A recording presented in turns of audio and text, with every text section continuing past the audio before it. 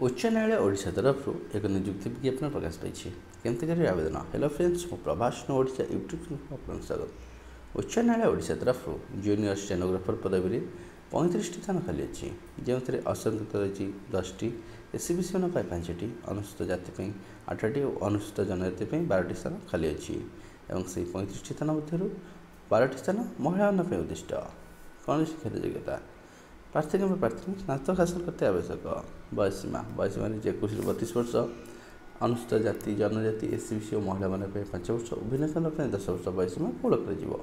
नवेदन शुल्क रही 500 टका। अनुसूचित जाति जनजाति भिन्न स्थान नवेदन शुल्क छाड़ कराई। आवेदन प्रक्रिया प्रार्थी प्रार्थी निजर आवेदन पत्र ऑनलाइन विधि आवेदन करेंगे। ऑनलाइन आवेदन कर 18 जून 2024 डिस्क्रिप्शन में लिंक देचु, से लिंक क्लिक कर विज्ञापन संपूर्ण तथ्य आप पाइपर।